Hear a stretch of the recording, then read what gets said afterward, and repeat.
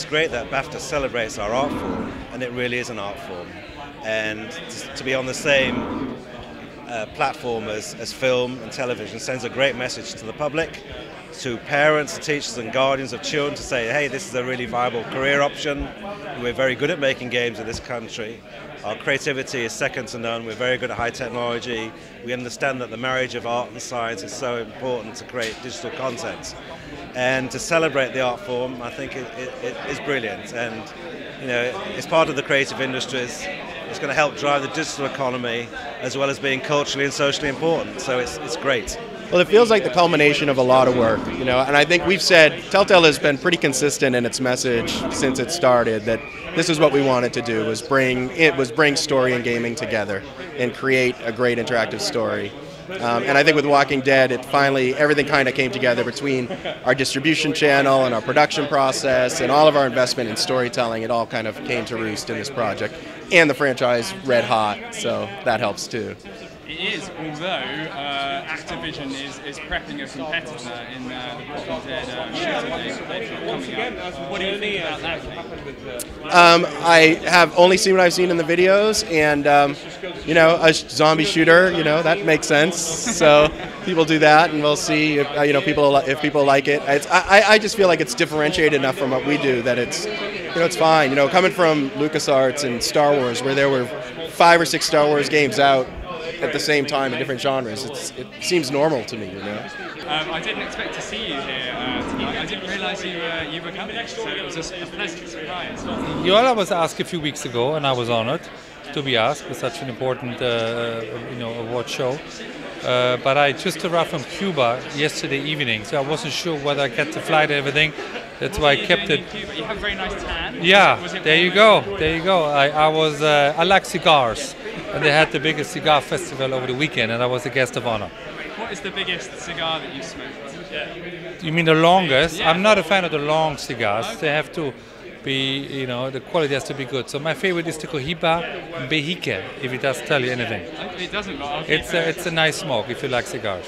Is it about time, Boris, that we see the Boris Bekker video game? No one else, just Boris Bekker. Absolutely. I have lots of creativity, I have a bit of history, people know me, and let's surprise the gaming world. Would you have John McEnroe in there? Why not? You know, 2 fiery characters. I was so delighted when I saw your review of Unfinished Swan, as I knew that you got it. Yeah. And I think that you know, I was really hoping upon hope that BAFTA would get it too, and the judges would get it.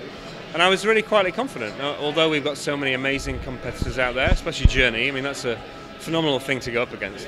Yeah. But I was, you know, I was confident, and I'm blown away. We got 2 BAFTAs. It's just stunning. What's next for you now? What's next for the Unfinished Swan? Does it come back? What happens with that kind of experience? To be honest, I think that the talents of the team are going to be employed on a brand new idea. You know, it's going to be. I don't think this is the kind of game that would have the. I think it would be diluted if you tried to extend it further. You know, it is what it is. Now we're having something else. I'm not privy to that, but I have every confidence in the guys that are involved to work on something else even more special than this. You've essentially made a very boring style of game, very popular. Right. No, it's not. Don't ask me how. Don't ask me how. Yeah, I mean, it's really interesting. I mean, I think that starts with even our publisher, like 2K gets a lot of credit for that because they're pretty brave. They pay you to say that. Yeah, and I love them, and Christoph is a wonderful man. No, but they really, like, when we came to them with this idea, they didn't sort of laugh us out of the room, you know? They said, okay, turn-based strategy, 20-year-old game, why not? No, they really were kind of excited about it, and so, like, I give them a lot of credit for that. And they're the guys that did BioShock.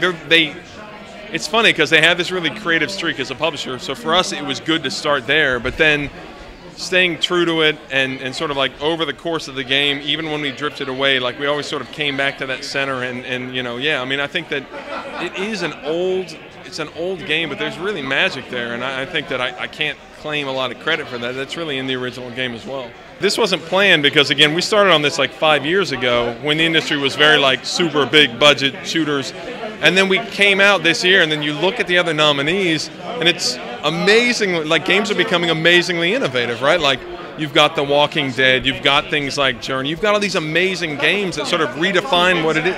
Yeah, and XCOM, and it's really, and even Dishonored. I mean, again, new IP and things where they're taking risks, and it just, I don't know why that all happened at the same time, but again, you can even say DayZ and Minecraft. Like, there's been this really renaissance with innovation in games, and I don't know why that happened, but it's been fun to sort of be a part of that movement. Are you a video game player? Yes, I am. I haven't been for the last year or two.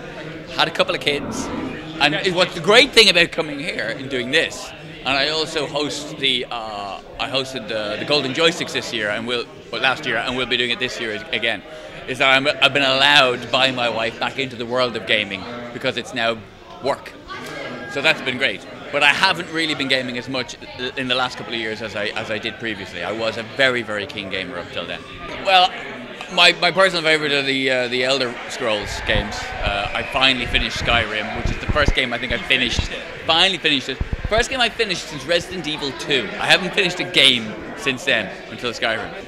I think out of all of the awards, this was the one that everyone thought we wouldn't get, but would probably most like to get. Because it was the first time it was ever given out, and all the games that we're up against are so much bigger than us, so we just didn't really think that it would go to something like ours. And because in a way it's BAFTA saying to the world, this is what we think the best of British gaming is, so we would just assume that they'd choose a more spectacular, pizzazzier kind of game than ours, and yeah, that was just amazing. Like, it was such a shock to get it. It really was. We're an outsourcing business by day, so you know, it can't be a bad thing to have won a BAFTA, I guess. So that will help. But as far as that goes, we've got we've had our own plans. We knew what we were doing since last year, and we're just going to charge ahead on that. And what's that? What are you up to? Well, just to continue on making the room, basically, to expand the game, make it bigger, and then go on to do a sequel.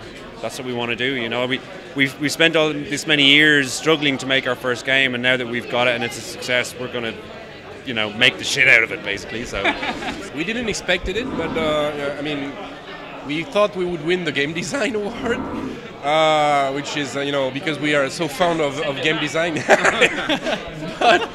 but we will take the best game award, ridiculously. Yeah, no, I'm kidding, but yeah, of course, we are so happy. So happy. What kind of things could we expect from a next generation arcade game? You know, the kind of game that we make we need memory. You know, this is something that we as a level designer. I mean, I'm the lead level designer of Dishonored, and as a level designer, we are struggling against memory every day. You know, like, we cut things. We remove things, we split the levels, we remove NPCs from levels because, you know, there's not enough memory. So knowing that memory is something that's going to be improved in the next gen consoles, to us, it's a joy. It's something, you know, that we were waiting for, because we're PC gamers at the beginning. You know, we love PC games, and we had to, you know, make games on consoles, but the main problem was memory, and, you know, because you know, the processors are good, you know, but the memory for our games is the most important. So yes, and yeah, it's great. And also we are starting to think about, you know, all the integration of social multiplayer features. Yeah, like, that's something that we were pretty impressed with in the unveil of the PS4, and we are like looking forward into how we can integrate all those things into our games.